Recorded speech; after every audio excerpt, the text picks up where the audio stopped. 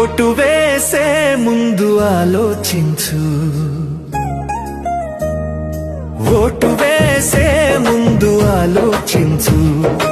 ఊరి భవిష్యత్తు నీ చేతిలో ఉంది.